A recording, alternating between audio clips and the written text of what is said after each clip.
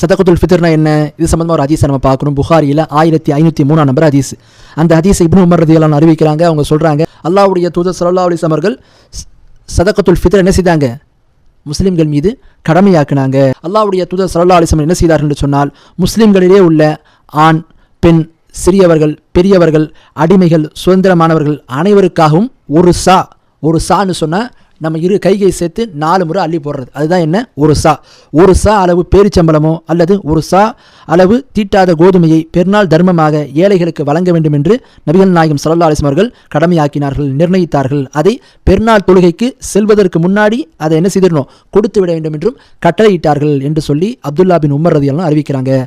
இந்த ஹதீஸில் நம்ம என்ன விளங்கணும்னு சொன்னால், ஒவ்வொரு முஸ்லீம் குடும்பத்தில் உள்ளவங்க என்ன செய்யணும்? அவங்க குடும்பத்தில் எத்தனை நபர்கள் இருக்கிறார்களோ அதுக்கேற்ற மாதிரி, அது குழந்தைகளாக இருந்தாலும் சரி, சின்ன குழந்தை கை குழந்தையாக இருந்தாலும் சரி, அதே மாதிரி அடிமைகள், வீட்டில் வேலை செய்ய அடிமைகளாக இருந்தாலும் சரி, இவர்கள் அனைவருக்காக என்ன செய்யணும்? நாம் ஒவ்வொரு அதாவது இரு கையளவு செய்து 4 முறை. இப்போ வீட்டில் 4 பேர் இருக்காங்கன்னு சொன்னால் நம்ம என்ன செய்யணும்? அந்த கையளவை ஒவ்வொரு ஆளுக்கும் 4 முறை என்று ஒரு 4 பேர் இருக்கும்போது 4 கொடுக்க வேண்டும் என்று சொல்லி நபிகள் நாயகம் சாசம் சொல்கிறாங்க. இன்றைக்கி இருக்கக்கூடிய அளவுப்படி பார்ப்பது நம்ம அந்த மாதிரி கையில் அளவுறது சிறந்தது. ஆனால் இன்றைக்கி இருக்கக்கூடிய அளவுப்படி பார்த்தீங்கன்னா கிட்டத்தட்ட 2.5 கிலோ அளவு ஆகும். அப்போ ஒரு வீட்டில் ஒரு 4 பேர் இருக்காங்கன்னா கிட்டத்தட்ட என்ன ஆகும்? 10 கிலோ அளவுக்கு என்ன செய்யணும்? அவர்கள் இந்த உணவு தானியங்களை தர்மமாக ஏழைகளுக்கு கொடுக்கணும். இந்த சதக்கத்துல் ஃபித்ர் என்பதை கொடுக்க வேண்டும் என்று சொல்லி நபிகள் நாயகம் ஸல்லல்லாஹு அலைஹி வஸல்லம் கட்டளையிட்டிருக்காங்க. ஆக இந்த தர்மத்தை யாரெல்லாம் வசதி படைத்தவர்களாக இருக்கிறார்களோ, வசதி படைத்தவனா என்ன? அவங்களுடைய தேவைக்கு போக அதிகமாக இருந்ததுன்னு சொன்னால் அவங்க எல்லாருமே என்ன செய்யணும்? இந்த தர்மத்தை அவசியமாக கொடுக்க வேண்டும் என்பதையும் நாம் விளங்கிக் கொள்ள வேண்டும். இந்த தர்மத்தை எப்போ வரைக்கும் கொடுக்கணும் அப்படின்றத பற்றி பார்க்கும்போது ஹதீஸ்களில் வருது, நபிகள் நாயகம் ஸல்லல்லாஹு அலைஹி வஸல்லம் அவர்கள் பெருநாள் தொழுகைக்கு 2-3 நாட்களுக்கு முன்னாடி என்ன செய்திருக்கிறாங்க? இந்த தர்மத்தை சஹாபாக்கள் கொடுத்திருக்கிறாங்க அப்படின்றது நம்ம பார்க்குறோம். ஆக இதனுடைய கடைசி நேரம் என்பது என்ன?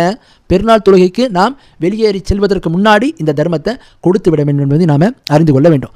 ஆக இந்த சதகத்துல் ஃபித்ர் 2 காரணத்துக்காக கடமையாக்கப்பட்டிருக்கு. ஒன்று, நோன்பு நேரத்தில் நோன்பாளிகள்கிட்ட நடந்த தவறுகளுக்கு பரிகாரமாகவும், 2வது ஏழைகள் அந்த நோன்பு பெருநாளை சந்தோஷமாக கொண்டாட வேண்டும் என்பதற்காக வேண்டி நபிகள் நாயகம் சாசம் இருந்த சதகத்துல் ஃபித்ரை கடமையாக்கி இருக்கிறாங்க. ஆக அதை நம்ம உணர்ந்து இதை நம்ம என்ன செய்திடணும்? பெருநாளுக்கு 2 நாட்களுக்கு முன்னாடியோ அல்லது பெருநாள் தொழுகைக்கு முன்னாடியோ நம்ம என்ன செய்திடணும்? இந்த தர்மத்தை ஏழை மக்களுக்கு நாம் கொடுத்து விட வேண்டும். சதகத்துல் ஃபித்ரை பொறுத்த வரைக்கும் நம்ம இன்னொரு விஷயம், முக்கியமாக அறிய வேண்டிய விஷயம் என்னன்னு சொன்னால், இன்றைக்கி சில பேர் என்ன பண்ணுறாங்க? சதகத்துல் ஃபித்ருக்கு காசை வசூல் பண்ணி கொடுத்துட்றாங்க, பணமாக கொடுத்துட்றாங்க.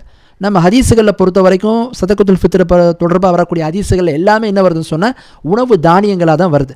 ஆக உணவு தானியங்களாக கொடுப்பது தான் என்ன? மிக சிறந்தது. பணமாக கொடுப்பதை விட உணவு தானியமாக கொடுப்பது தான் சிறந்தது என்பதை நம்ம அறிவதனால அவ்வாறு கொடுப்பதற்கு நாம் முயற்சிக்கணும். அதுதான் நபி வழி என்பதை நாம் அறிந்து கொள்ள வேண்டும்.